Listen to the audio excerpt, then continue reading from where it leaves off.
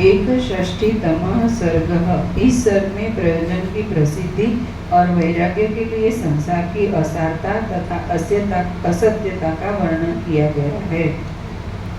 श्री राम जी ने कहा, हे ब्रह्मन, पर ब्रह्म परमात्मा से अहंकार के विषय देहादि में अहंभाव कारण न हो तो भी अहम इस जगत की भ्रांति जिस प्रकार उदित होती है वह कल्पना का क्रम पुनः इस रीति से कहिए जिससे उत्तमता पूर्वक अनुभव समझ में आ जाए।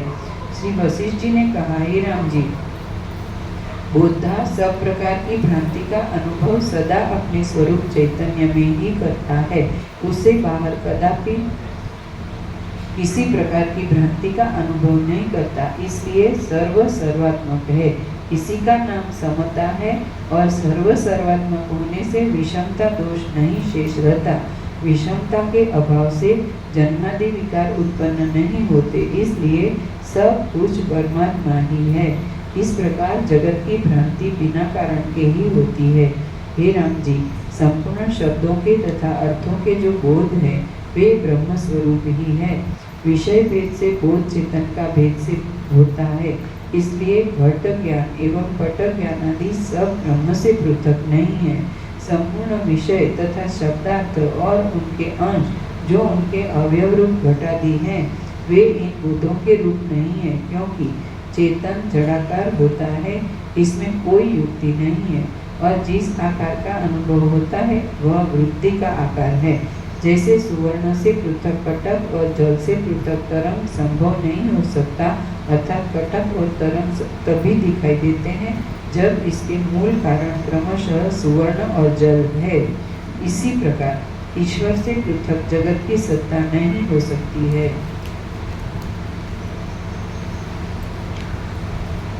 यह परमात्मा जगत रूप तो है, परंतु परमात्मा में जगत रूपता वैसे ही नहीं है जैसे सुवर्ण ही कटक आदि रूप है, परंतु कटक आदि रूप सुवर्ण में नहीं हो सकता। अर्थात कटक के कारण सुवर्ण है यह नहीं कह सकते, बल्कि सुवर्ण के कारण कटक है ऐसा कह सकते हैं, क्योंकि सुवर्ण ही कटक का रूप लेता है। यथार्थ में वह होता सुवर्ण ही है। जिस प्रकार समसत्ता वाले अवयवी के समसत्ता वाले अवयवों से एक ही रूप होता है, उसी प्रकार अवयव शून्य चित्त का भी सर्वात्मक रूप है। कल्पित स्वरूप का अज्ञान है।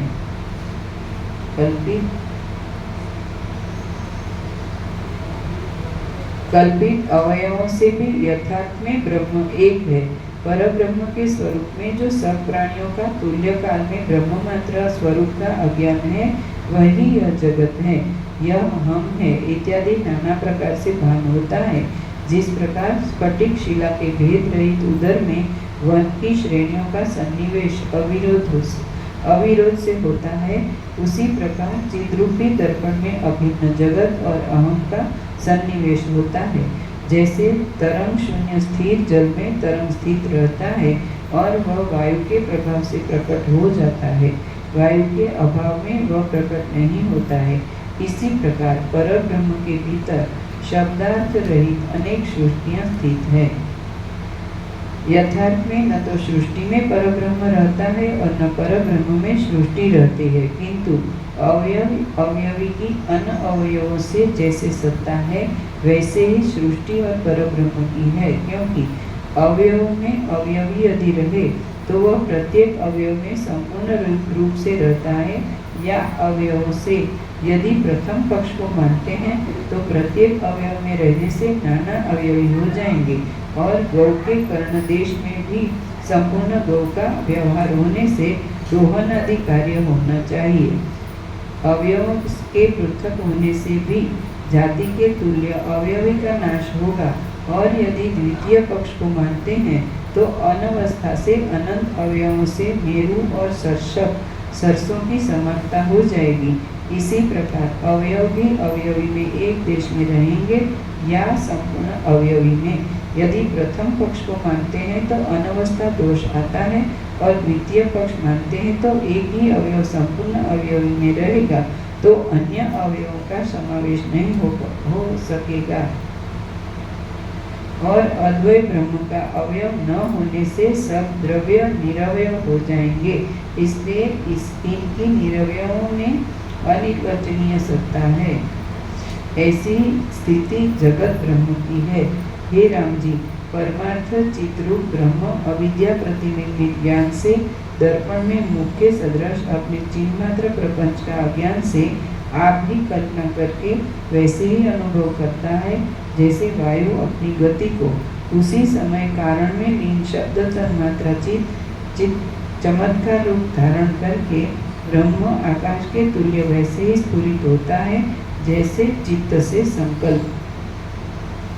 वही आकाश भाव को प्राप्त ब्रह्म स्वयं अपने में स्वसत्तात्मक में वायुता जिसमें स्पर्श तन्मात्रा का संस्कार जाग गया है उसे बीज को आत्मा में आप भी वैसे ही अनुभव करता है जैसे स्थिर पवन काल पाकर स्पंद गति को। वह वायु भाव को प्राप्त ब्रह्म अपनी सत्ता रूप तेज तन्मात्रा युक्त तेज रूपता को अपने आत्मा में आप भी वैसे ही अनुभव करता है जैसे तेज प्रकाशता को, अर्थात ब्रह्म स्वयं अपनी तेजस्विता को प्राप्त होता है। वह तेज दशा में प्राप्त ब्रह्म अपनी सत्ता रूप रस तन्मात्र सहित जल रूपता को अपने आत्मा में वैसे ही अनुभव करता है जैसे जल द्रवता को। वही जल भाव को प्राप्त ब्रह्म अपनी सत्ता रूप गंध तन्मात्रा सहित पृथ्वी रूपता को वैसे ही अनुभव करता है जैसे पृथ्वी स्थिरता की कला को। हे राम जी, चेतन के तुल्य काल में निमेष के लक्ष्यतम भाग में भी प्रतीति वाले स्फुरण में करोड़ों कल्पों विस्तार युक्त सृष्टियों के समूह की परंपरा हो जाती है। इससे यह सिद्ध हुआ कि चेतन के किंचित स्फुरण में चाहो निमेषांश के लक्ष्यतम भाग का आरोप करो या माई कोटि कल्प का आरोप करो, वस्तुतः इनमें कुछ विरोध नहीं है। इससे जो दृष्टि सृष्टिवाद के क्रम कल्पना की असिद्धि की शंका थी वह खंडित हुई। जो वस्तु जड़ अशुद्ध देश काल से परिच्छिन्न दोष सहित सादी शांत और काल में स्थित है उसी का काल से परिच्छेद होता है, और ब्रह्म तो शुद्ध सदा प्रकाश रूप दृश्य के मध्य और प्रलय का अधिष्ठान उदय तथा अस्तता से रहित तथा निराधार है। दृश्यादि उसके अंतर्गत होने पर भी वह ब्रह्म परमार्थ में अपवर्ग रूप है, सृष्टि सहित भी विषमता रहित है। यद्यपि वह सर्वदा सृष्टि आदि से शून्य है तथापि अज्ञात होने से सृष्टि रूप का ज्ञान होता है। सर्वशक्तिमान माया की शक्ति विशिष्ट ब्रह्म बोधाजन जैसा अनुभव करते हैं वैसा ही आकार माया से धारण करता है।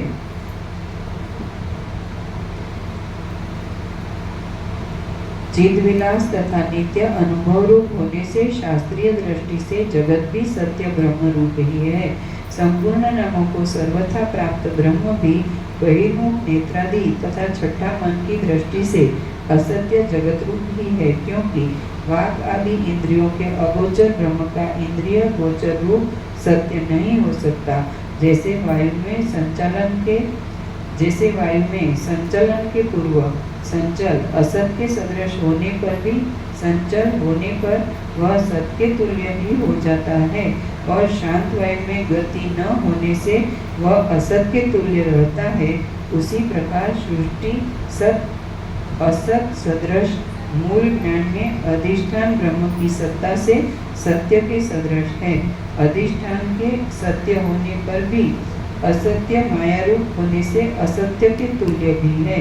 जैसे तेज प्रकाश से भिन्न रूप से असत्य और तेज रूप से सत्य है, वैसे ही विश्व की शोभा ब्रह्म में अभिन्न रूप से सत्य और उससे पृथक रूप में होने से असत्य है।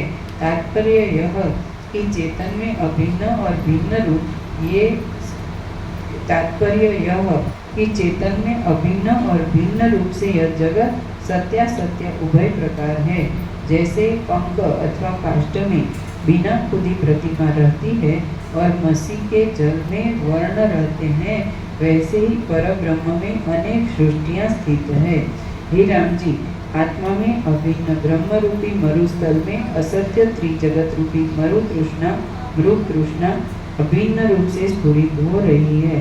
चिदाभास रूप जीव दशा में प्राप्त चिन्मय ब्रह्म आत्मा को भ्रांति से सृष्टि रूपी अनुभव करता है और तत्व दृष्टि से ब्रह्म अभिन्न है। इससे सृष्टि रूप वैसे ही नहीं भान होता जैसे बीज से अभिन्न उसके भीतर विद्यमान वृक्ष, जैसे दुग्ध की मधुरता, मिर्च की तीक्ष्णता, जल की द्रवता और पवन की स्पंदता अभिन्न रूप से स्थित सत्य है और भिन्न रूप देखने से वे कुछ नहीं है, वैसे ही सृष्टि ब्रह्म में लीन होने से शेष चिद्रूप परमात्मा स्वरूपधारी है। ब्रह्म रूपी रत्न का जो जगत रूप से स्फुरण है वह ब्रह्म से अभिन्न होने से कारण रहित है। चित्त जीवादि की वासना का जो अनुभव होता है उसका कारण मन होता है, क्योंकि उसकी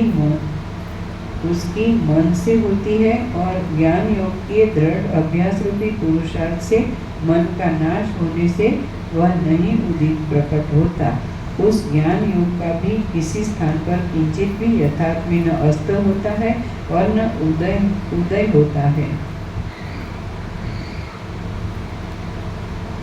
वह संपूर्ण रूप से शांत जन्मादि विकार रहित शिलाघन के सदृश चित्त घन ब्रह्म मात्र होता है। चित्त के रहने से भ्रांति से एक परमाणु के भीतर भी सहस्त्रों सृष्टि के समूह प्रादुर्भूत होते हैं और सृष्टियों के अणु अणु में सृष्टियों के समूह रहते हैं। तो इस चिदणु में सृष्टियों के निवास की क्या कथा, अर्थात इस सबकी प्रतीति माया से होती है। यथार्थ में यह परमाणु सृष्टि की स्थिति मिथ्याभूत है। जैसे जल में तरंग आदि शक्ति गुप्त अगुप्त अनिर्वचनीय रूप में स्थित है, ऐसे ही जागृत स्वप्न और सुषुप्त आदि शक्तियाँ जीव के भीतर अनिर्वचनीय रूप से स्थित हैं। यदि विषय भोगों के प्रति प्राणी का किंचित भी वैराग्य उत्पन्न हो जाता है तो पर्याप्त कामस्य कृतात्मनश्च इहैव सर्वे प्रतिलीयन्ति कामाः। यह श्रुति कहती है कि वह उच्च पद को प्राप्त हो जाता है। श्रुति भी कहती है कि जहाँ जहाँ से यह प्राणी विरक्त होता जाता है वहाँ से मुक्त हो जाता है। निर्वर्तन सिद्धि सर्वतो न वेत्ति दुखम अवएति। देहादि में अहम यह अभिमान न करने वाला और कौन प्राणी जन्म मरण आदि रूप भ्रांति में आ सकता है। हे राम जी, जो प्राणी नाम रूप जगत कल्पना स्वरूप पराचिति हे राम जी, जो प्राणी नाम रूप जगत कल्पना स्वरूप पराचिति अर्थात ईश्वर चैतन्य को और चराचर देहादि निकृष्ट उपाधि धारिणी अपराचिति अर्थात जीव चैतन्य को जानते हैं, उनका जन्म मरण पुनः नहीं होता। हे राम जी, जो प्राणी नाम रूप जगत कल्पना स्वरूप पराचिति अर्थात ईश्वर चैतन्य को और चराचर देहादि निकृष्ट उपाधि धारिणी अपराचिति अर्थात जीव चैतन्य को जानते हैं, उनका जन्म मरण पुनः नहीं होता, अर्थात वे संसार के आवागमन से छूट जाते हैं। पर ब्रह्म में व्यष्टि जीव रूप प्रकट द्वितीय चिति वैसी ही है जैसे जल के भीतर द्रवीभूत आवर्त की रेखा। वही चिति अहंता रूप से अनेक जगत रूप धारण करती है। यथार्थ में पर ब्रह्मात्मक ये जगत अपने स्वरूप से न सत रूप है और न असत रूप है, किंतु अनिर्वचनीय है। व्यष्टि के सदृश समष्टि ब्रह्मा की भावना रूप अहममयी चित्त अपने संकल्पों के भेद से विश्व का विस्तार करती है और वह पद्मज ब्रह्मा की भावनामयी समष्टि चित्त अंतर्मुख होकर अनंत विष्णु भगवान के निमेष के कोट्यांश भूत तथा सब पदार्थों के विधान करने वाले काल में 72 सहस्त्र युग पर्यंत अपनी आयु का भोग करती है। अहो, कैसी आश्चर्यमयी माया की शक्ति है। श्रीमद् वाल्मीकि विरचित योग वासिष्ठ महारामायण अंतर्गत देवदूतोक्त मोक्षोपाय में उत्पत्ति प्रकरणांतर्गत हिंदी भाषानुवाद सहित लीलोपाख्यानगत जगत स्वरूप वर्णन नामक 61वां सर्ग पूर्ण। 62तमः सर्ग। आदि विश्व की भ्रांति मात्र का उदय और महानियति की शक्ति, जीवन मुक्ति आदि का इस सर्ग में वर्णन किया गया है। श्री वशिष्ठ जी ने कहा, हे राम जी, परमाणु के लक्षतम लाखवें भाग की कल्पना में सहस्त्रों ब्रह्मांड और निमेष में लक्षतम भाग की कल्पना में सहस्त्रों कल्प दृश्यमान ब्रह्मांड के सदृश यथार्थ में असत्य होते हैं, परंतु सत्य के तुल्य पूर्णता से भान होते हैं। इसी प्रकार उन ब्रह्मांडों के परमाणु में और उन कल्पों के निमेष के लक्षतम भाग में भी सहस्त्र ब्रह्मांड तथा सहस्त्रों कल्प की संभावना हो सकती है। इस रीति से अनवस्थित स्वभाव होने से यह केवल अनंत आश्चर्यमयी भ्रांति ही भास रही है। वर्तमान, आगामी तथा अतीत सृष्टियों की परंपरा प्रातिभासी की सत्ता को वैसे ही धारण करती है जैसे जल की द्रवता अपने प्रकट आवर्तों के विवर्तों को, भंवर युक्त जलों के विवर्तों को। हे राम जी, सृष्टियों की यह शोभा इस परब्रह्म में पृथक रूप में ऐसे मिथ्या है जैसे महामरुस्थल में तीर के वृक्षों से गिरे पुष्पों की पंक्ति सहित मृग तृष्णा की नदी। हे राम जी, जैसे स्वप्न और इंद्रजाल नगर के मिथ्या होते हैं या कथा और वेष्टा के नगर तथा पर्वतादि के तुल्य होते हैं, अथवा संकल्प के समान यह सृष्टियों के अनुभव की भूमि मिथ्या ही प्रकाशित हो रही है। श्री राम जी ने कहा, हे ज्ञानियों में श्रेष्ठ भगवान, उस उक्त प्रकार से भली भांति विचार करें तो पता चलता है कि एक अद्वितीय आत्मा ब्रह्म के साथ अभेद होने से सर्वोत्कृष्ट निर्विकल्प आत्मविज्ञान उत्पन्न होने पर तत्वज्ञानियों को दैव क्या हो सकता है, क्योंकि श्रुति ने ऐसा कहा है।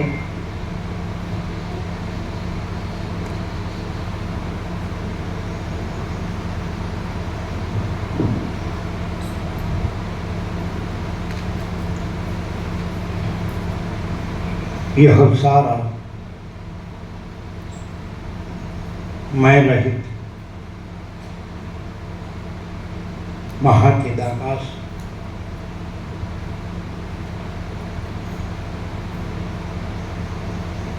स्वयं प्रकाशता है। यह सारा मैं रहित महाचिदाकाश स्वयं प्रकाशता है। यह सारा मैं रहित महाचिदाकाश स्वयं प्रकाशता है। क्लियर?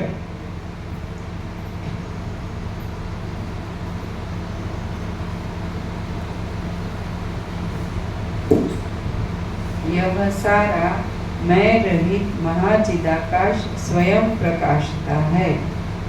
यह सारा मैं रहित महाचिदाकाश स्वयं प्रकाशता है।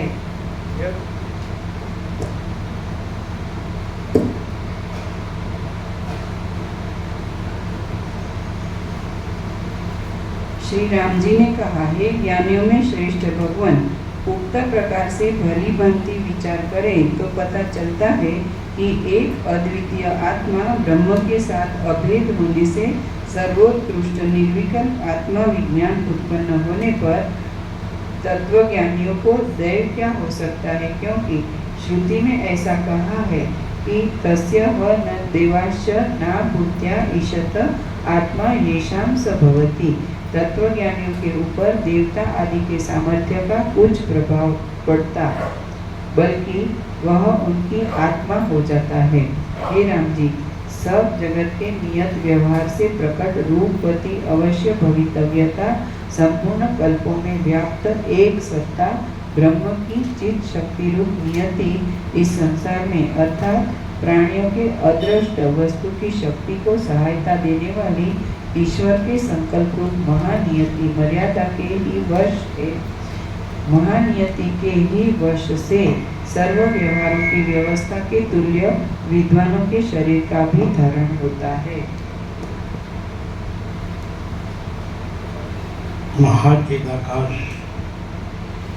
महाचिदाकाश स्वयं प्रकाश, संपूर्ण प्रकाश में कुछ नहीं ऐसा मैं, कुछ नहीं ऐसा दृश्य, भासता है। महाचिदाकाश स्वयं प्रकाश संपूर्ण प्रकाश में कुछ नहीं ऐसा मैं, कुछ नहीं ऐसा दृश्य भासता है। ये महाचिदाकाश स्वयं प्रकाश संपूर्ण प्रकाश में कुछ नहीं ऐसा मैं, कुछ नहीं ऐसा दृश्य भासता है। क्लियर है? बोलो। महाचिदाकाश स्वयं प्रकाश संपूर्ण प्रकाश में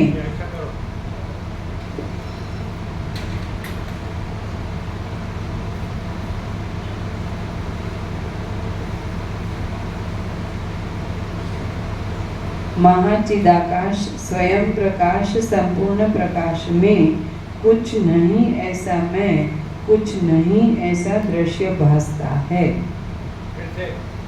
महाचिदाकाश स्वयं प्रकाश संपूर्ण प्रकाश में कुछ नहीं ऐसा मैं, कुछ नहीं ऐसा दृश्य भासता है। महाचिदाकाश महाचिदाकाश सब कुछ है। महाचिदाकाश सब कुछ है, मैं कुछ नहीं है।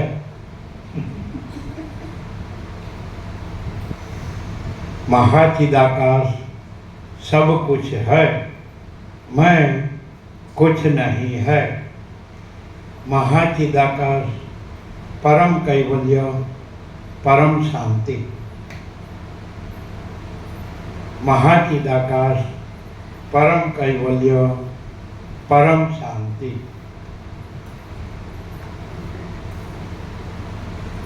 बोलो। महाचिदाकाश सब कुछ है, मैं कुछ नहीं है।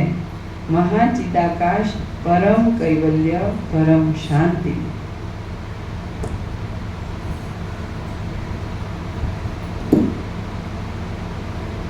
हे राम जी, आदि सृष्टि में अग्नि आदि को उष्णता तथा ऊर्ध्वज्वलन आदि स्वभाव से सदा युक्त अवश्य होना चाहिए। इस प्रकार परब्रह्म स्वयं अपने संकल्प से पदार्थों की विचित्रता सहित अक्षय नियति रूप हो जाता है। वही नियति संपूर्ण ब्रह्मांडों की स्थिति आधुनिक वेदांत ब्रह्म ज्ञान कहाँ फैल होता है? आधुनिक वेदांत ब्रह्म ज्ञान कहाँ फैल होता है? महाचिदाकाश किसने देखा? मैं सब कुछ है। क्या क्लियर? आधुनिक वेदांत ब्रह्म ज्ञान कहाँ फैल होता है? महाचिदाकाश किसने देखा? मैं सब कुछ है। हाँ, क्लियर है? आधुनिक वेदांत ब्रह्म ज्ञान कहाँ फेल होता है? महाचिदाकाश किसने देखा? मैं सब कुछ है। अच्छा, कोई यदि कहे कि महाचिदाकाश दिखाओ, तो हम दिखाते हैं अभी, here and now at this very moment, यहीं और अभी शिक्षण। कोई कहे महाचिदाकाश दिखाओ, तो हम अभी दिखाते हैं।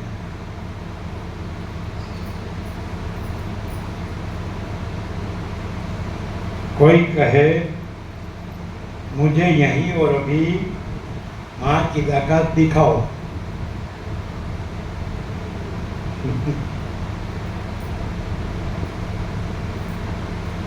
कोई कहे हमको यहीं और अभी महाचिदाकाश दिखाओ, चलो हम दिखाते हैं। उसको कहो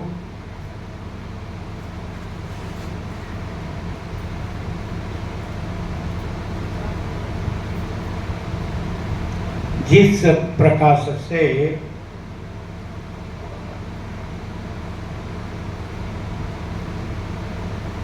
जिस प्रकाश में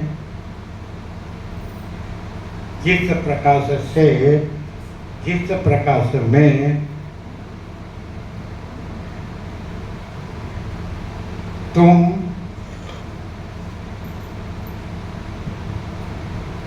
और यह सारा संसार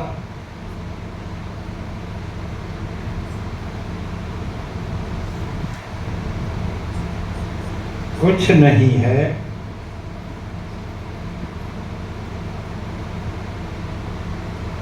ऐसा भासता है।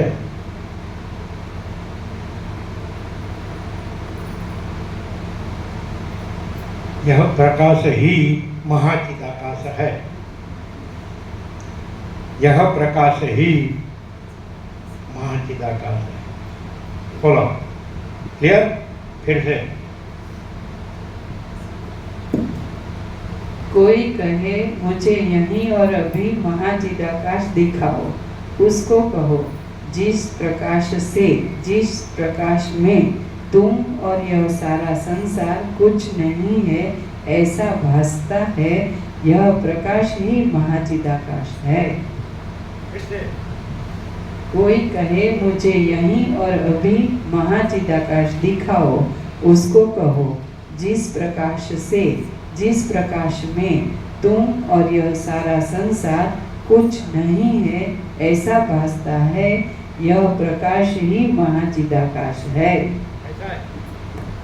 कैसा है? ये आपके तत्व ज्ञान के करोड़ों ग्रंथों में है। क्लियर? समझ में आता है? जिस प्रकाश से, जिस प्रकाश में तुम और यह सारा संसार कुछ नहीं है, ऐसा भासता है, यह प्रकाश ही महाचिदाकाश है। Direct, no web media, 00, no compromise, अलख निरंजन।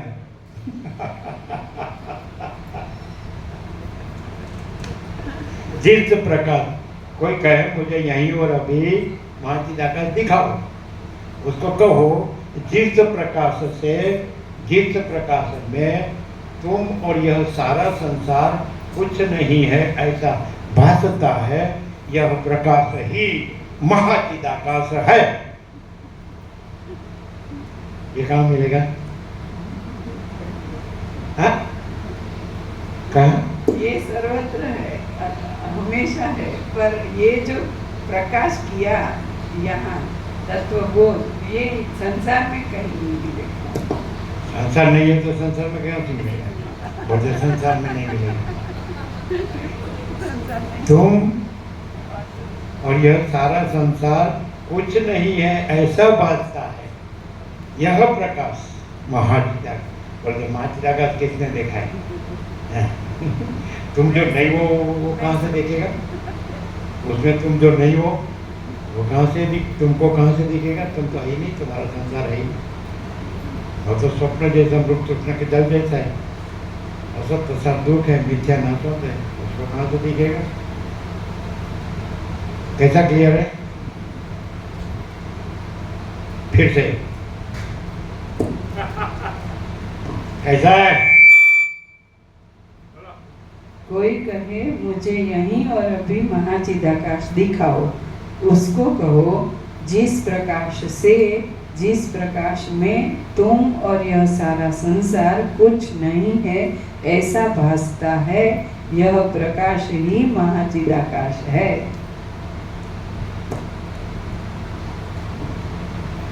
कोई स्वयं महाचिदाकाश रहा है, दिखना नहीं है, और कोई कुछ नहीं है ऐसा मैं और संसार रहा है। अब दोनों कैसे पहचाने जाएंगे? जो महाचिदाकाश स्वयं महाचिदाकाश रहा है वो महाचिदाकाश नहीं बोलेगा, फिर भी स्वयं महाचिदाकाश रहा है, और वो जो कुछ नहीं है ऐसा मैं और संसार भास, जो भास मात्र है, कुछ नहीं है ऐसा वो रहा है, और बहुत महाचिदाकाश बोलता है, फिर भी वो महाचिदाकाश नहीं रहा है। तो दोनों कैसे पहचाने जाएंगे?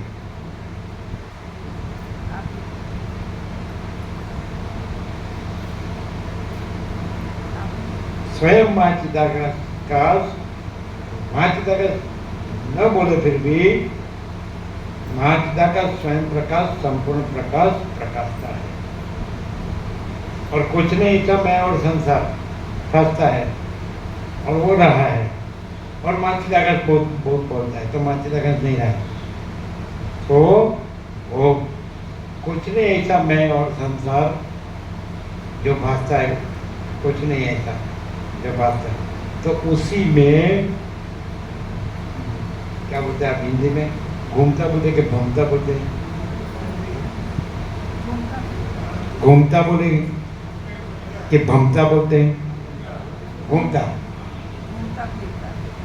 तो जो कुछ नहीं ऐसा मैं और संसार भासते रहा होगा, और कितना भी महाचिदा का बोलता होगा, लेकिन वो महाचिदा का प्रकाश नहीं होगा, स्वयं प्रकाश संपूर्ण प्रकाश नहीं होगा, वो नहीं रहा होगा, महाचिदा का स्वयं महाचिदा का नहीं रहा, वो कुछ नहीं ऐसा मैं और संसार जो भास रहा है, उसी में घूमता हो, घूमता हो, ऐसा क्या क्लियर है?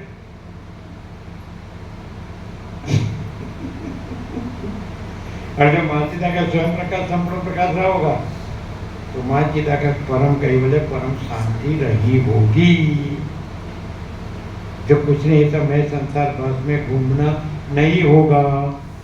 क्लियर है? जो महाचिदा का स्वयं प्रकाश संपूर्ण प्रकाश रहा होगा, तो महाचिदा का परम कैवल्य परम शांति रही होगी। और जो कुछ नहीं ऐसा मैं संसार जो भास है, उसमें घूमना नहीं होगा। क्लियर है?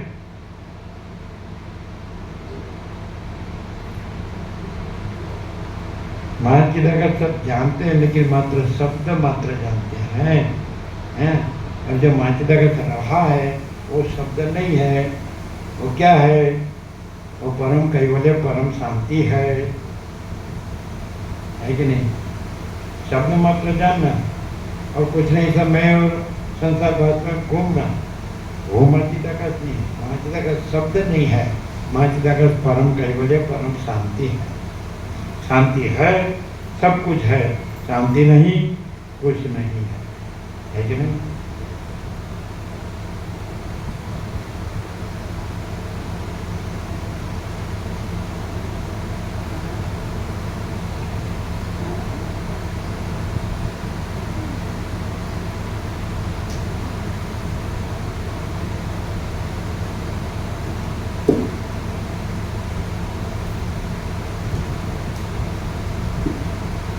जैसे अंगी के शरीर में हस्तपाद आदि अवयव देखे जाते हैं, उसी प्रकार यही ना, थोड़ा ऊपर,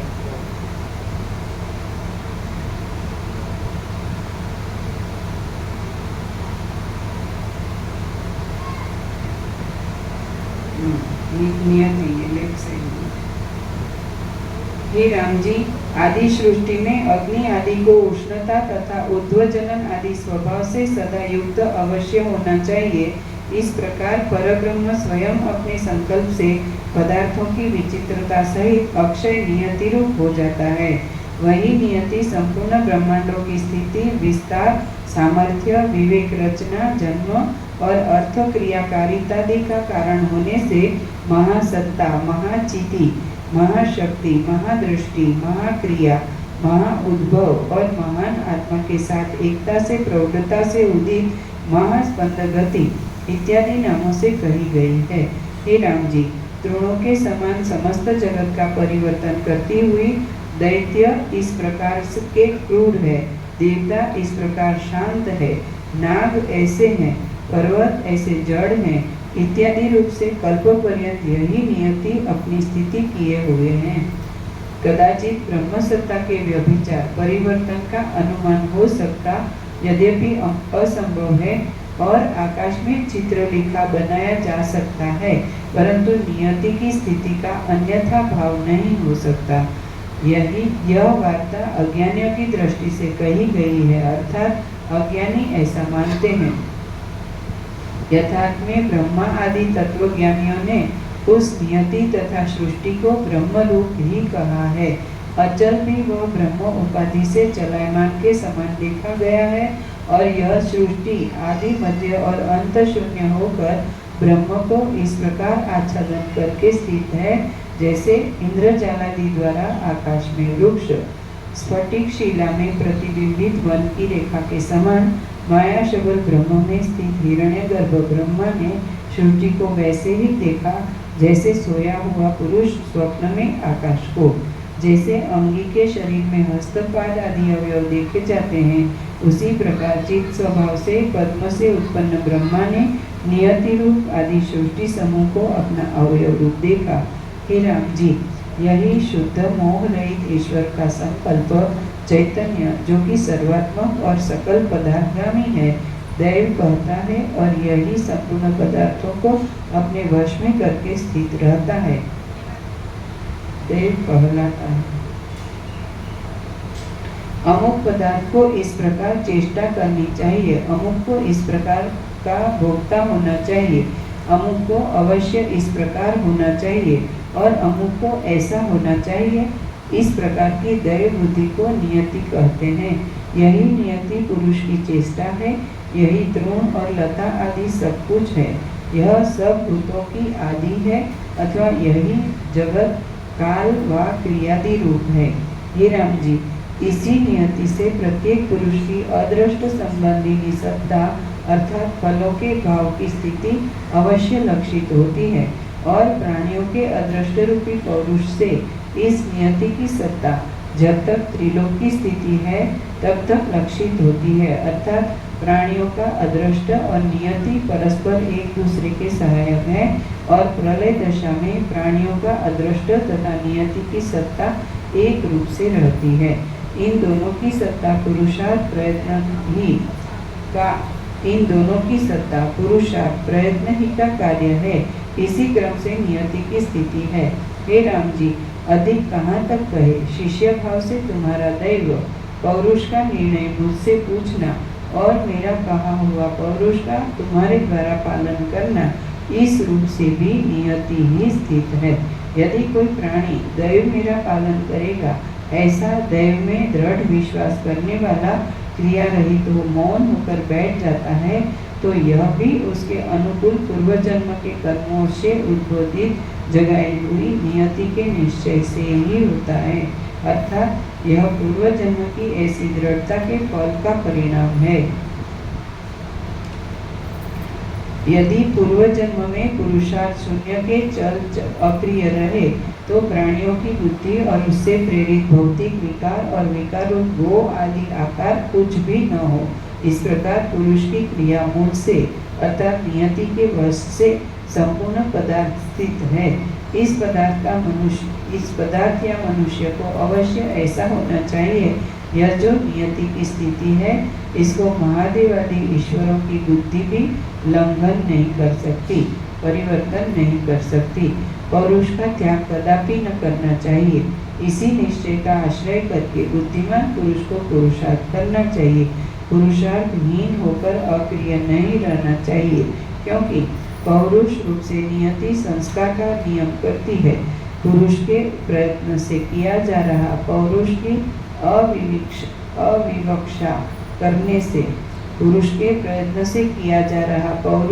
अविवक्षा करने से केवल ईश्वर के संबंध कल्पना मात्र से नियति कहलाती है। सृष्टिगामिनी और वही सृष्टि रूप फल नियति सहित पुरुष के यत्न रूप से विवक्षा करने से वह पौरुष शब्द से जानी जाती है और अपौरुष पुरुषार्थहीनता नियति निष्फल होती है और पौरुष रूप से सफल होती है, क्योंकि पौरुष से ही सब सिद्ध होता है। जहाँ जहाँ कुछ नहीं है ऐसा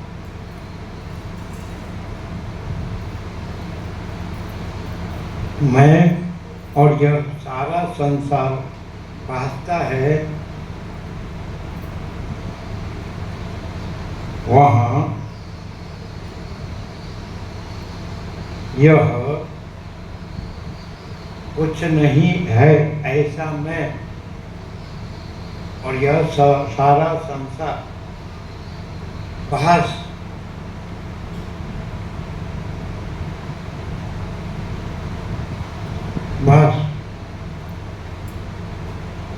एग्जैक्ट लिखा,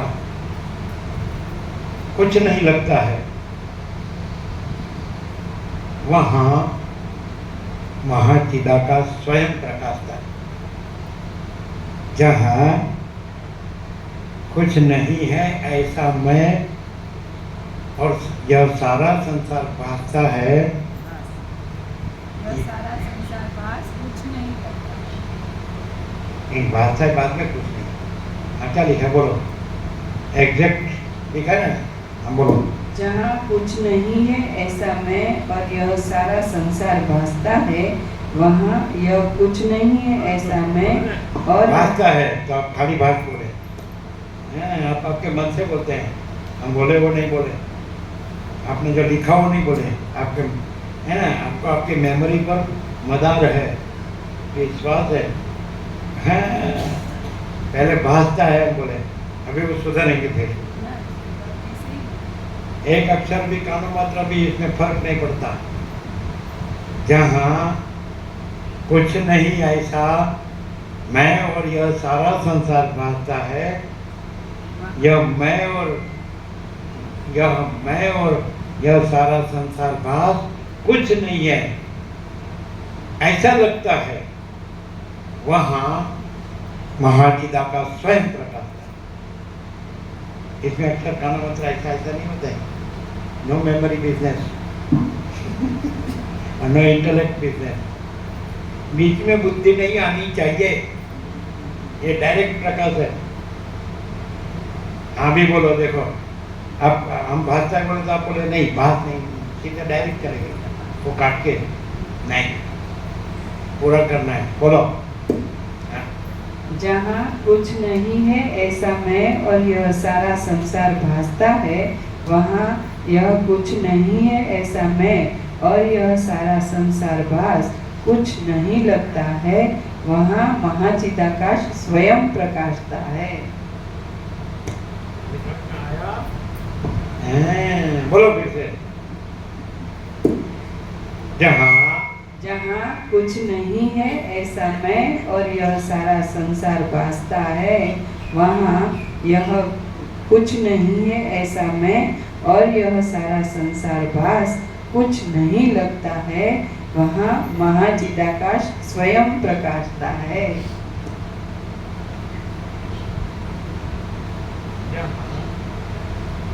जहाँ कुछ नहीं है ऐसा मैं और यह सारा संसार भास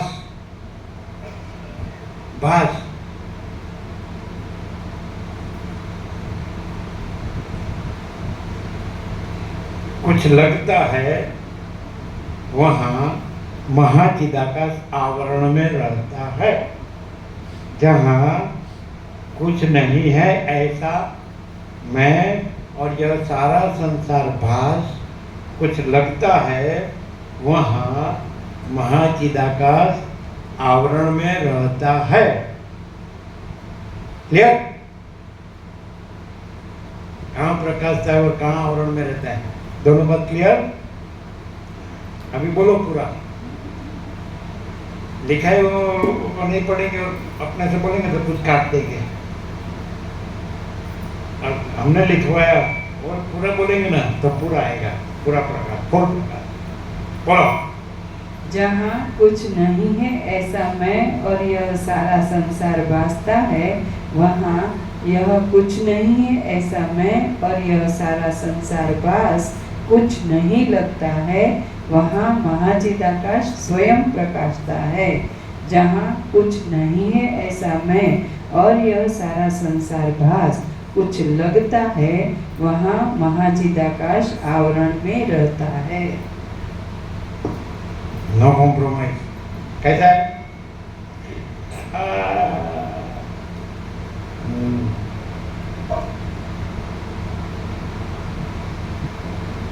ज्ञान किस में आता है और भक्ति किस में आती है?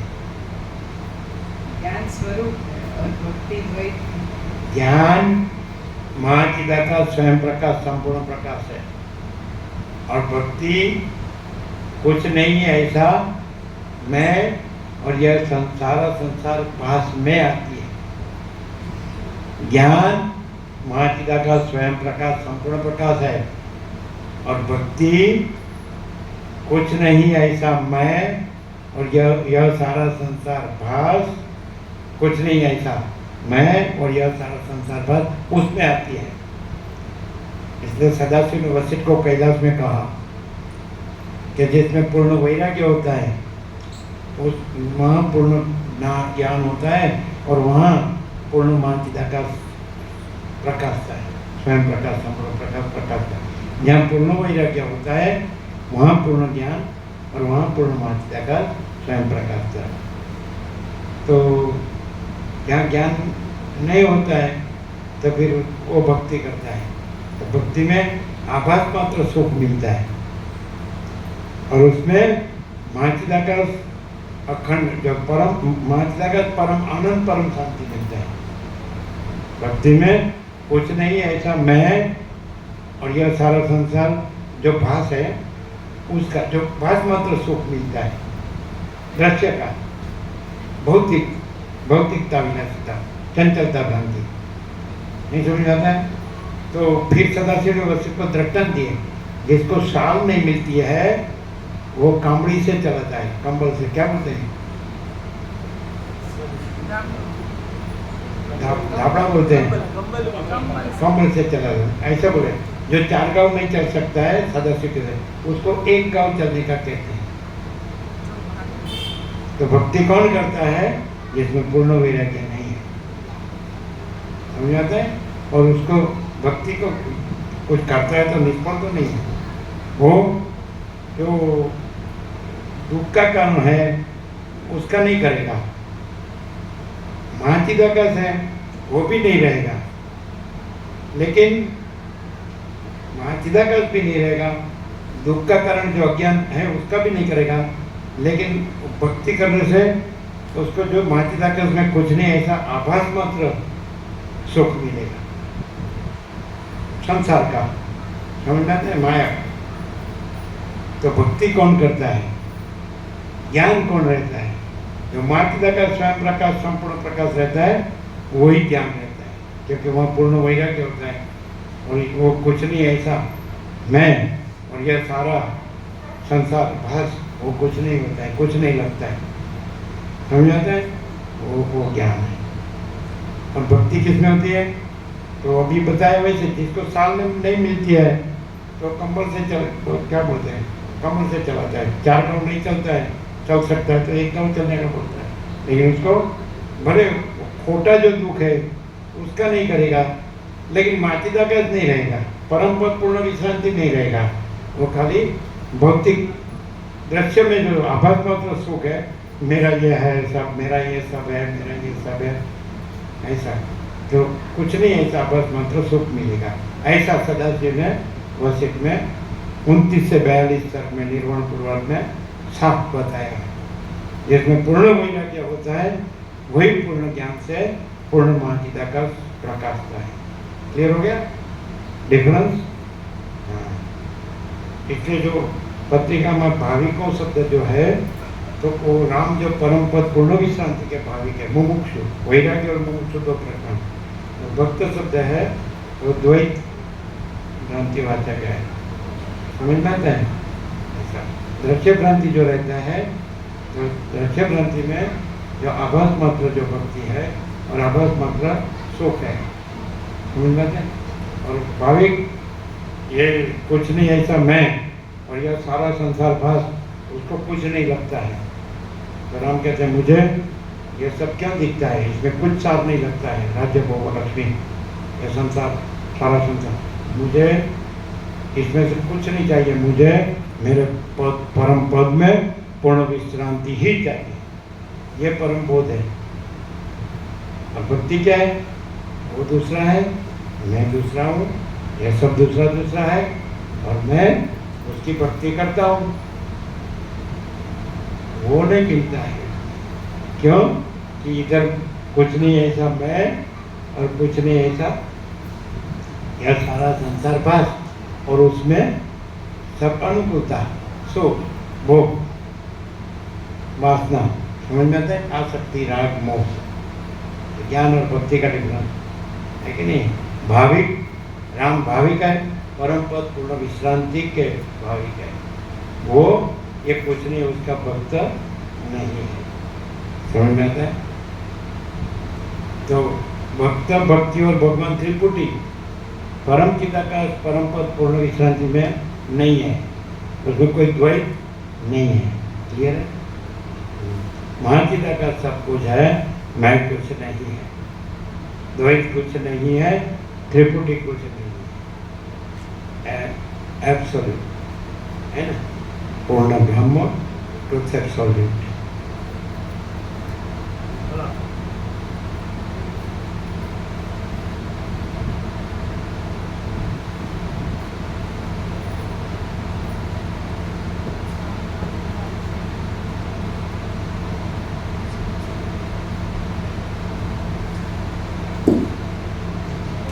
केवल नियति के सहारे बैठना प्राणियों के लिए ठीक नहीं, अपितु पुरुषार्थ के बल पर अपने कार्यों को साधन चाहिए। जिन प्राणियों को अजगर वृत्ति धारण करने से तृप्ति आदि फल का लाभ पाता देखा जाता है, उनको वह लाभ भी अन्नादि के भोजन करके निगलन आदि। वशिष्ठ राम को कहते हैं परम सत्ता पर ब्रह्म, जो एक ही अद्वितीय अनादि अनंत है, चिदाकाश। तो वो माया की कल्पना से ईश्वर भासता है, और ईश्वर वो माया की कल्पना से हिरण्यगर्भ माने सृष्टि स्थिति प्रलय कर्ता के संकल्प ब्रह्मा विष्णु महेश और विष्णु के अवतार राम कृष्ण आदि भासता है। और वही हिरण्यगर्भ माया के संकल्प से, माया की कल्पना से विराट भासता है। ये सारा तो भक्ति इसमें आती है। माया की कल्पना से ईश्वर हिरण्यगर्भ विराट भासते हैं। तो हिरण्यगर्भ समष्टि सृष्टि स्थिति प्रलय कर्ता के संकल्प ब्रह्मा विष्णु है, विष्णु के अवतार रामकृष्ण आदि। तो इसमें जो जीव भाव होता है उसमें भक्ति भाव होता है, ये सब आभास में आता है। और परम सत्ता पर ब्रह्म, उसमें कोई आभास मुद्दल नहीं है, धर्मूल लेश मात्र नहीं है। तो केवल पर ब्रह्म अखंड सच्चिदानंद ही है, अविद्या वासना चित्त अहम जगत है ही नहीं। क्लियर?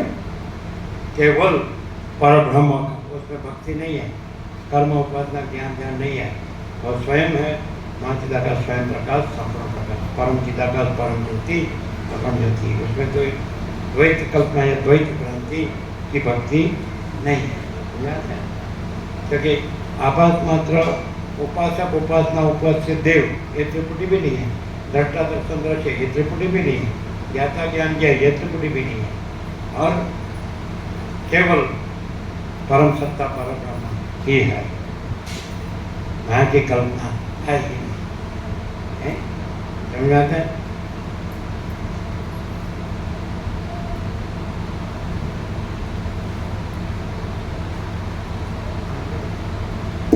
जिन प्राणियों को अजगर वृत्ति धारण करने से तृप्ति आदि फल का लाभ पाता देखा जाता है, उनको वह लाभ भी अन्नादि के भोजन करके निगलन आदि में पुरुषार्थ करना पड़ता है। क्योंकि यदि ऐसे प्राणी पुरुषार्थ न करे तो उनका भोजन ही हजम न हो, यानी बिना विशेष पुरुषार्थ के भोजन सामग्री भले ही मिल जाए, पर उसे पचाने के लिए पुरुषार्थ करना ही पड़ता है। जो पुरुष नियति से तृप्ति आदि कार्य सिद्ध होंगे ऐसा निश्चय करके भाषण आदि व्यापार को छोड़ देता है तथा भोजन आदि प्राप्त करने के लिए पुरुषार्थ नहीं करता है, वह जैसे वैसे भोजन को प्राप्त कर लेगा, पर उसे उस भोजन से तृप्ति नहीं होगी।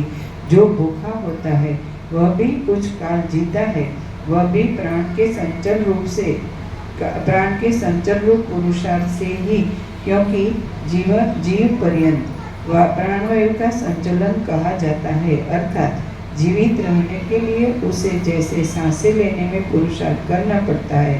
यदि प्राण क्रिया के व्यापार को निरोध करके निर्विकल्प समाधि में चित्त के विश्राम रूप प्राण के निरोध का ही अवलंबन करके स्थित रहता है, तो वह यदि तत्ववेत्ता है तो वह संपूर्ण आधुनिक वेदांत ब्रह्म ज्ञान का संन्यास अद्वैत की मात्र बात करता है, मात्र अद्वैत की बात करता है, लेकिन कुछ नहीं ऐसा मैं और यह सारा संसार जो बस कुछ नहीं है, उसको कुछ मानकर वो प्रवृत्ति प्रपंच उपाधि में फिरता है। क्लियर है?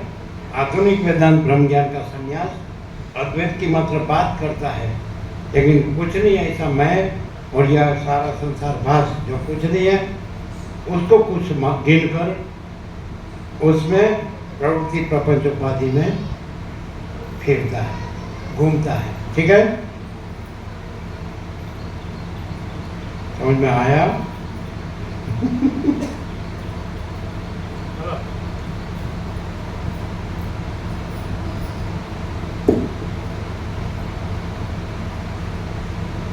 यदि प्राण क्रिया के व्यापार को निरोध करके ऊपर का जो भूखा होता है वह भी कुछ काल जीता है, वह भी प्राण के संचल रूप पुरुषार्थ से ही, क्योंकि जीव पर्यंत प्राणवायु का संचलन कहा जाता है। अर्थात जीवित रहने के लिए उसे जैसे सांसें लेने में पुरुषार्थ करना पड़ता है।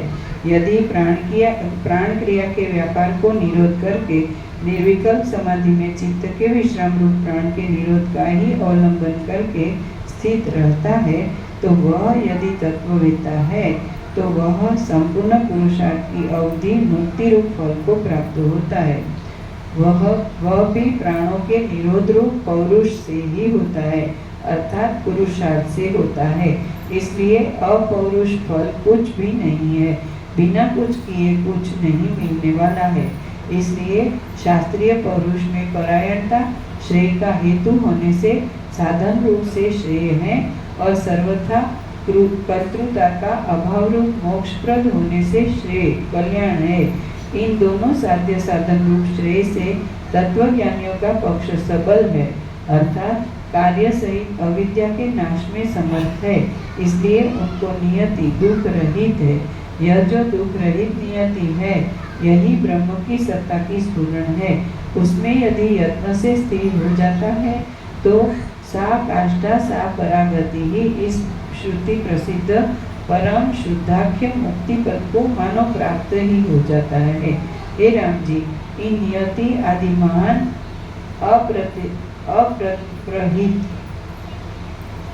हे राम जी, इन नियति आदि महान अप्रहित विलासों से सर्वव्यापी आत्मा ब्रह्म ही इस प्रकार स्फुरित हो रहा है, जैसे पृथ्वी के अंतर स्थित जल की द्रवता सत्ता कुशकाशादि तृण तथा लता वृक्ष और गुल्मादि समूहों के भेदों से। श्रीमद् वाल्मीकि विरचित योग वासिष्ठ महारामायण अंतर्गत देवदूतोक्त मोक्षोपाय में उत्पत्ति प्रकरण अंतर्गत हिंदी भाषानुवाद सहित दैव शब्दार्थ निरूपण नामक 62वां सर्ग पूर्ण। 63तमः सर्गः।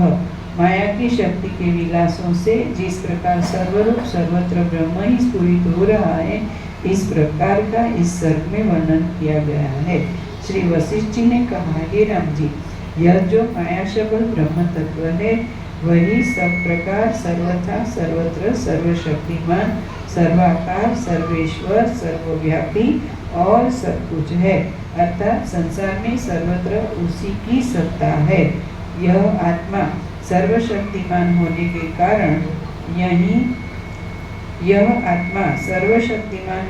कारण कहीं अंतःकरण उपाधि में शांति को, कहीं तामस उपाधि में जड़ शक्ति को और कहीं राजस उपाधि में राग लोभादि की प्रवृत्ति से उत्साह शक्ति को प्रकट करता है और कहीं तीनों गुणों की मिश्रित अनिर्वचनीय शक्ति को प्रकट करता है और सुषुप्ति तथा प्रलय में कुछ नहीं प्रकट करता।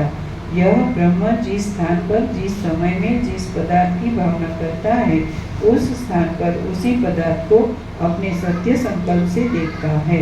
उसकी सर्वशक्ति से जो शक्ति जिस जिस प्रकार से आविर्भूत होती है उनकी स्थिति और विचित्रता उसी प्रकार से वही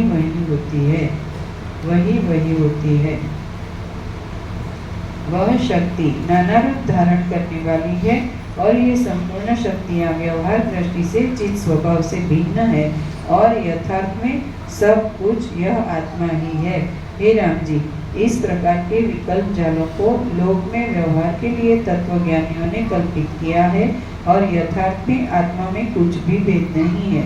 जैसे समुद्र में तरंग और जल का भेद है, कटक, कड़ा, बीजापट और बाजू आदि के सुवर्ण का भेद है, अर्थात अथवा अंग और अंगिका जैसा भेद है, उसी प्रकार संसार और ब्रह्म से कल्पना करने वाले की बुद्धि से कल्पित भेद है, यथार्थ नहीं। क्योंकि जो रज्जु आदि जिस सर्प आदि प्रकार से जीव जानता है, वह उसी प्रकार से विवर्तित होता है।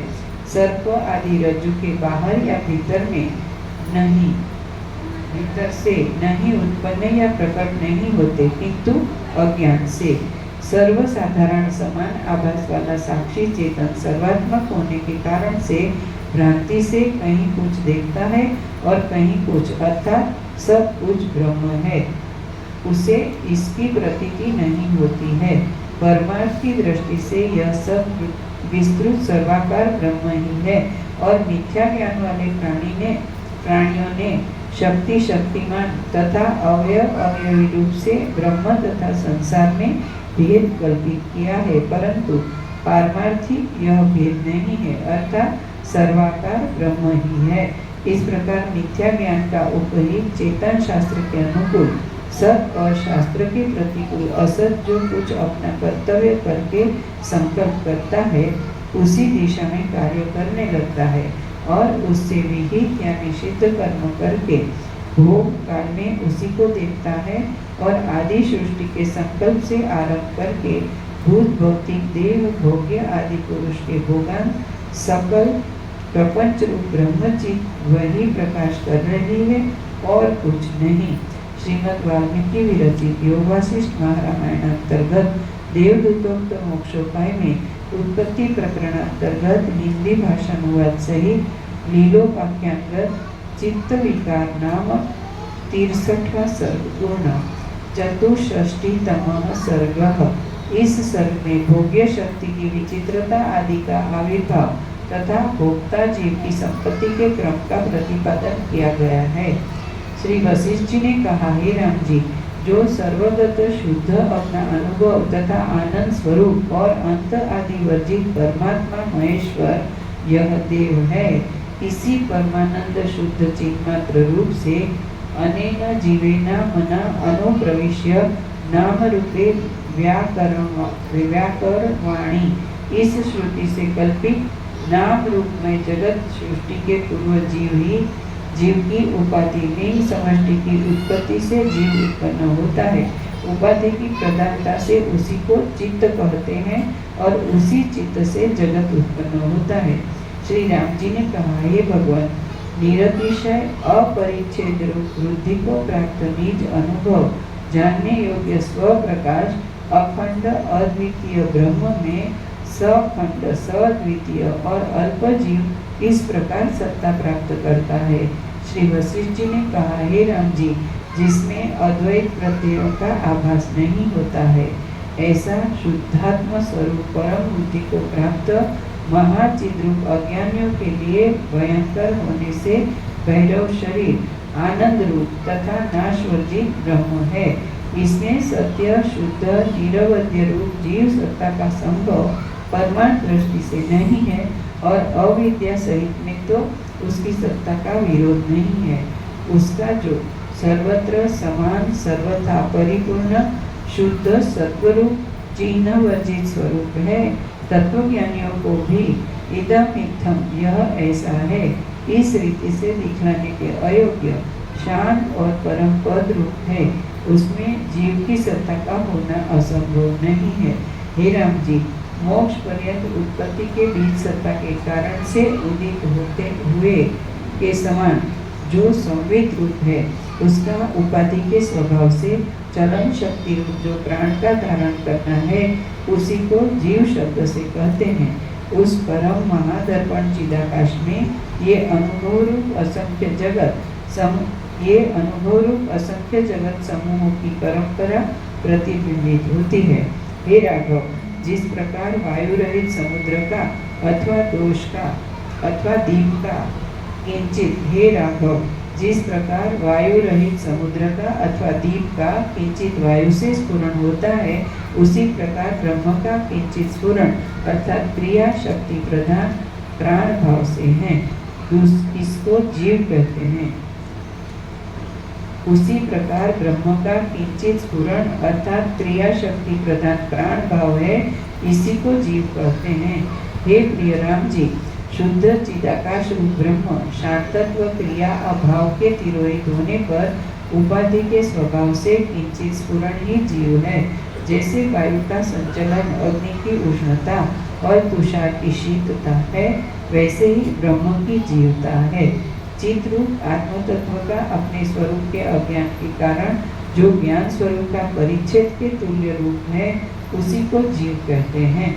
वह चित रूप वासना की दृढ़ता से क्रम से अहंकार स्वभाव रुद्र रूप को वैसे ही प्राप्त होता है, जैसे अग्नि का कण भूत तैलादि अपने ईंधन की अधिकता से अपनी प्रकाशता को, जैसे देखने वाले को नेत्र के अविषय में भूत आकाश में नीलता स्फुरित होती है, वैसे ही अहंता से शून्य भी आत्मा में अहम भावना होती है। पूर्व काल के संकल्प से जगाई हुई अपनी कला से जीव अहंकार को वैसे ही धारण करता है, जैसे अपने में अध्यस्त इस प्रत्यक्ष नील शिला के समान आकाश नीलता को सुधारो।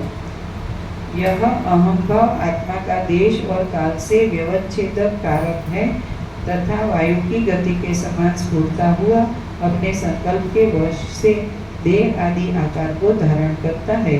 वही अहंकार संकल्प की ओर उन्मुख होकर अहंकार रूप से रुद्र, चित्त रूप से विष्णु और जीव रूप से ब्रह्मा नाम से प्रसिद्ध है। और मन, माया तथा प्रकृति ये क्रिया प्रधान नाम है। उनमें से संकल्पात्मक चित्त रूप ब्रह्मा संकल्प से भूत तन्मात्र की कल्पना करता है और उस चेतनात्मक पूर्व अवस्था से हटकर जड़ भूत पंचता को प्राप्त होता है। वही तन्मात्र पंचकाकार चित्त जगत रहित चिदाकाश में तेज कण सुवर्ण का अंड से हो जाता है, जैसे अल्प प्रकाश वाले आकाश में तारागण। चित्त पंच तन्मात्र की कल्पना से प्रकृति रूप वैसे ही हो जाता है, जैसे बीज धीरे धीरे अपने परिस्पंद अंकुर भाव को, जिसके गर्भ में ब्रह्मा स्फुरित हो रहे हैं, ऐसा यह अंड नामक तेज कण प्रकृति रूप पूर्व काल की उपासना से विराट में अहम भाव की कल्पना से विराट रूप ब्रह्मांड भाव को वैसे ही प्राप्त होता है, जैसे जल जमने से पिंड भाव को। जो पुण्यात्मा विराट रूप का उपासक नहीं है, वह दिव्य देहादि की कल्पना करने से शीघ्र देवादि शरीर को प्राप्त हो जाता है और उस अहम भाव से शून्य देह में अहम भाव रूप ब्रह्म को प्राप्त होता है तथा गंधर्व और अन्य देवों की रक्षा की जाती हुई अमरावती नगरी को भी प्राप्त होता है। कोई पापी स्थावर योनि को प्राप्त होता है, कोई जन्मोक्ता को प्राप्त होता है, कोई आकाशचारी पक्षी राक्षस पिशाचादि रूप को धारण करता है, कोई जलचारी भाव को अपने अपने कर्म से जनित संकल्प से प्राप्त होता है। सृष्टि के आदि में प्रथम उत्पन्न सूक्ष्म देह समष्टि सहित ब्रह्मा का जीव क्रम से ब्रह्मा का पद प्राप्त करता है और महान ब्रह्मांड के अंतर्गत अनेक जगतों को रचता है। ब्रह्मा अपने पूर्व सत्य संकल्प से उत्पन्न स्वयंभू सत्य संकल्प के कारण जो कहा संकल्प करता है, वह अपने स्वभाव से उसी को उत्पन्न हुआ देखता है। नाम क्रिया रूप जगत का चिदात्मा ब्रह्म चेतन स्वभाव से पृथक स्फुरण रूप से सब पदार्थों का कारण है और पश्चात विकार संस्कृति अर्थात विकार रूप संसार का कर्म निर्माण करके उसी कर्म के द्वारा कारण रूप में स्थित है। चेतन का चित्त ही जल फेन के समान स्फुरित होता है और जैसे नौका की रज्जु रस्सियों से केवल फेन का पिंड ही क्षीण होता है, न कि जल अर्थात रस्सी जल को क्षीण नहीं कर पाती, उसी प्रकार शरीर संबंधी कर्मों से चित्त ही प्रभावित होता है, न कि चिदात्मा। कार्य संपूर्ण कलना घटादि कार्यों की रचनाओं का मूल बीज संकल्प है और वही संकल्पात्मक जीव पश्चात उठकर कर्म रहित आत्मा के संविधान से सविधान से कर्मों का विस्तार करता है। हे राम जी, जैसे बीज जीव सूक्ष्म रूप से अपने गर्भ में अंकुर को धारण किए हुए अपना जीवन धारण करता है और पीछे से अंकुर, पत्र, कांड, शाखा, पल्लव, पुष्प और फलादि क्रमों से नाना रूप धारण करता है, ऐसे ही हिरण्यगर्भ का जीव भी प्रथम जगत को अंकुर रूप से अपने में धारण करता है, पश्चात भूत भौतिक नाना रूपों में प्रकट होता है। इसी प्रकार सब व्यष्टि पृथक पृथक जीव भी अपने में वासना रूप से स्थित देह आदि आकार को प्राप्त होते हैं और समष्टि से इतना विशेष है कि हिरण्यगर्भ के संकल्प से पूर्व उत्पन्न जगत में माता पिता आदि प्राणियों के निमित्त से देहादि के लाभ रूप स्थिति को प्राप्त होते हैं। इसके अनंतर जीव जन्म मरण की कारणता को प्राप्त कर्मों से कभी नीची तो कभी ऊंची स्थिति को प्राप्त करता है और चित्त के स्फुरण को ही कर्म कहते हैं। हे राम जी, चित्त का जो स्पंद है वही कर्म है, वही दैव है, वही चित्त है और वही शुभाशुभ लक्षण आदि कर्म भी है। उस शुभाशुभ लक्षण कर्म के निमित्त से अनेक जगत अर्थात भोग करने वाले प्राणियों के शरीर और उनके आधार तथा भोग्य भुवन पुनः पुनः वैसे ही होते हैं जैसे वृक्ष के निज अंग शाखा पुष्प आदि होकर पुनः उत्पन्न होते हैं। श्रीमद् वाल्मीकि विरचित योग वशिष्ठ महारामायणांतर्गत देवदूतोक्त मोक्षोपाय में उत्पत्ति प्रकरणांतर्गत हिंदी भाषानुवाद सहित नीलोपाख्यांगत उत्पत्ति बीजांकुर निर्णय नामक 64वां सर्ग पूर्ण।